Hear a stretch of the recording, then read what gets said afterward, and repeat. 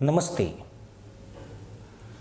उधर पाकिस्तान का PM UN के मंच पर कश्मीर के नाम पर आंसू बहा भी नहीं पाया कि पाकिस्तान अधिकृत कश्मीर में बगावत का बिगुल बज गया। उसी पीओके में जो भारत के जम्मू कश्मीर का हिस्सा है और जिसकी हालत आज बद से बदतर हो चुकी है। इसी पीओके के कोटली की गलियों में अचानक उठी आवाजें पाकिस्तान के सत्ताधीशों के लिए चेतावनी की घंटी बन गई। दशकों से दबाई गई भावनाएं अब उफान पर हैं और हजारों लोग अपने हक, अपने संसाधनों और अपनी आजादी के लिए सड़कों पर उतर आए हैं।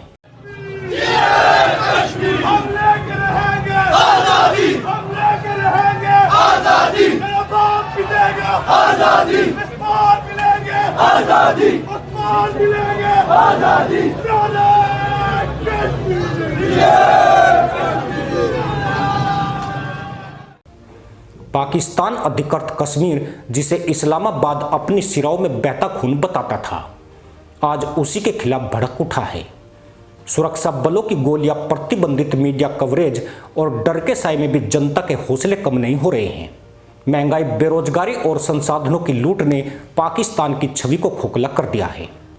कोटली का यह विस्फोट सिर्फ एक शहर की बगावत नहीं, बल्कि पूरे पीओके के आक्रोश की गूंज है, जहां लोग अब केवल नारे नहीं बल्कि अपने भविष्य के लिए खुला संघर्ष कर रहे हैं। पीओके की धरती पर आज जो कुछ घट रहा है वह सिर्फ एक स्थानीय विरोध नहीं है, बल्कि एक ऐतिहासिक मोड़ है। दशकों से पाकिस्तान की हुकूमत और उसकी सेना ने इस इलाके को अपने अधिकार में रखकर जनता की आवाज दबाने की कोशिश की, लेकिन अब हालात बदल गए हैं।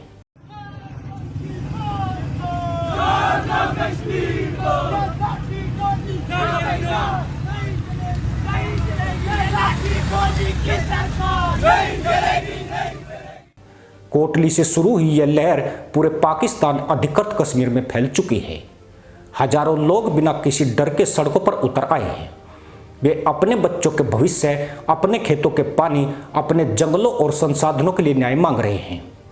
वे महंगाई, बेरोजगारी और प्रशासनिक भ्रष्टाचार के खिलाफ लड़ रहे हैं। पाकिस्तान सरकार ने 2000 पुलिसकर्मी और 167 एफसी प्लाटून तैनात कर दी है। पत्रकारों को रोक दिया गया है और पर्यटकों के जाने पर पाबंदी लगा दी है। यह सब दर्शाता है कि इस्लामाबाद को अपनी पकड़ कमजोर पड़ती दिखाई दे रही है। कोटली के प्रदर्शन ने पाकिस्तान की नींव हिला दी है। जिस जनता को सालों से भारत विरोधी नारों में उलझा कर रखा गया, वह आज अपने असली गुस्से का इजहार कर रही है।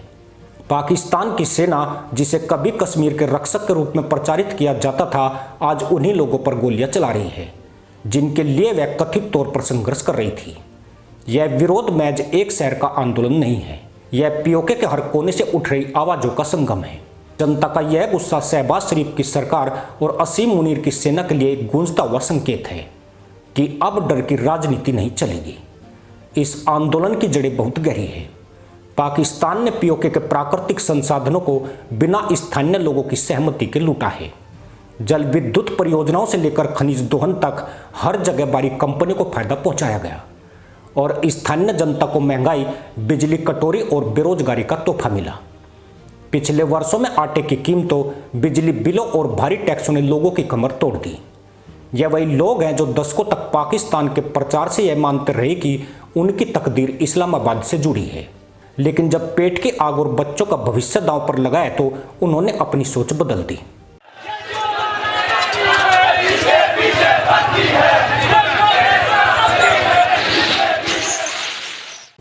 पाकिस्तान की सरकार और सेना ने मीडिया को पीओके से बाहर रखने की कोशिश की है।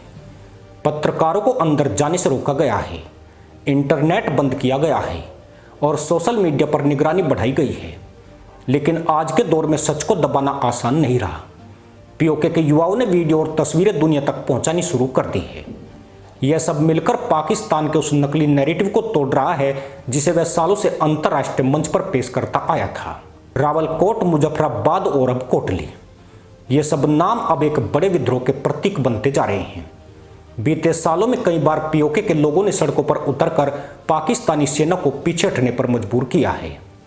उन्होंने असीम मुनीर को डोनाल्ड ट्रंप की कठपुतली तक कह दिया।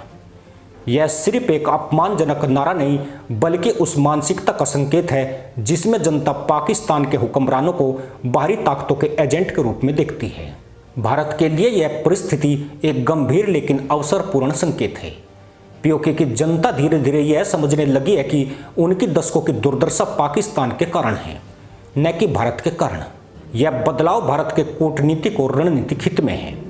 अब भारत को सिर्फ अंतर्राष्ट्रीय मंच पर तथ्य और डेटा के साथ यह दिखाना होगा कि पाकिस्तान ने पीओके के लोगों के साथ क्या किया। पीओके के भीतर उठ रहा यह आक्रोश उस दिन की आड़ हो सकता है जब यह इलाका पाकिस्तान की पकड़ से पूरी तरह निकल जाए। इस विरोध की सबसे बड़ी ताकत उसका स्वाभाविक और स्वदेशी होना है। इसे कोई बाहरी ताकत संचालित नहीं कर रही है। ज्वाइंट अवामी एक्शन कमेटी जैसे स्थानीय समूह इन प्रदर्शनों का नेतृत्व कर रहे हैं। महंगाई, बिजली, पानी, रोजगार और भ्रष्टाचार जैसे मुद्दों पर आधारित यह आंदोलन पाकिस्तान के पुराने कश्मीर कार्ड को बेअसर कर रहा है। जब जनता खुद ये कहने लगे कि हमें पाकिस्तान नहीं न्याय चाहिए, तो यह संकेत पाकिस्तान के लिए खतरे की घंटी है। आने वाले समय में पीओके का भूगोल और राजनीति दोनों बदल सकते हैं। जनता का गुस्सा अगर ऐसे ही बढ़ता रहा तो यह आंदोलन अलगाव की ओर भी जा सकता है। पाकिस्तान के लिए एक बड़ा सिरदर्द है, क्योंकि वह पहले ही आर्थिक संकट में डूबा है, आतंकवाद से जूझ रहा है और अंतर्राष्ट्रीय दबाव में घिरा है। पीओके का यह असंतोष उसके लिए नई मुश्किलें पैदा करेगा। इतिहास गवाह है कि जब जनता एकजुट होकर अन्याय के खिलाफ खड़ी होती है तो कोई भी ताकत उसे दबा नहीं सकती। पाकिस्तान ने दशकों तक भारत को बदनाम करने के लिए पीओके को स्वर्ग की तरह पेश किया, लेकिन अब वही स्वर्ग उसके लिए नरक बन रहा है। कोटली के विरोध ने साबित कर दिया है कि पाकिस्तान की पुरानी चालें अब काम नहीं करेगी। न तो सेना की बंदूकें जनता की आवाज रोक पाएगी, न ही मीडिया ब्लैकआउट उनकी आंखों पर पर्दा डाल पाएगा। भारत को चाहिए कि वह इस स्थिति को मानवीय दृष्टि से देखे, पीओके के लोगों के दर्द और पीड़ा को अंतर्राष्ट्रीय मंचों पर उजागर करे। यह दिखाए कि कैसे पाकिस्तान की सेना और सरकार ने इस क्षेत्र को अपने राजनीतिक खेल का मैदान बनाया है। यह वही इलाका है जो ऐतिहासिक और कानूनी रूप से भारत का हिस्सा है। आज वहां के लोग अपनी पहचान, अपने हक और अपने भविष्य के लिए लड़ रहे हैं। यह भारत के लिए भी एक अवसर है कि वह पीओके के लोगों के साथ नैतिक और कूटनीतिक समर्थन दिखाए। यह संघर्ष केवल महंगाई और रोजगार का नहीं है, बल्कि आत्मसम्मान और अधिकारों का है। कोटली की गलियों से उठी यह आवाज पाकिस्तान की सत्ता के गलियारों तक गूंज रही है, और हर गोली, हर गिरफ्तारी और हर प्रतिबंध के बावजूद जनता के हौसले टूटे नहीं हैं।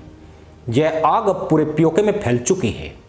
पाकिस्तान के हुक्मरान चाहे जितना दमन करे, यह स्पष्ट हो चुका है कि उनका पुराना झूठ अब टिकने वाला नहीं है। जब इतिहास लिखा जाएगा तो यह दौर पाकिस्तान अधिकृत कश्मीर के विद्रोह के रूप में दर्ज होगा। यह वह समय है जब दशकों तक चुप रहे लोग आखिरकार अपने अधिकारों के लिए उठ खड़े हुए। पाकिस्तान ने पीओके के लोगों को भारत से आज़ादी का सपना दिखाकर अपने कब्जे में रखा, लेकिन अब वही लोग पाकिस्तान से आज़ादी का नारा बुलंद कर रहे हैं।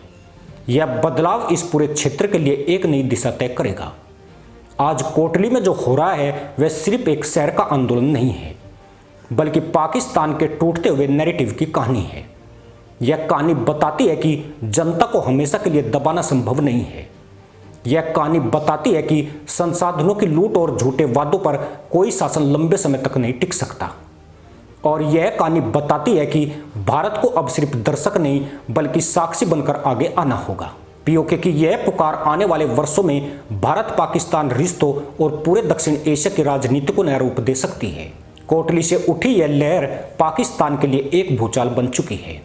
यह भूचाल उसकी सत्ता की नींव हिला सकता है, और जब किसी देश की सत्ता उसकी जनता के बीच से हिलने लगे तो फिर उसे रोकना असंभव हो जाता है।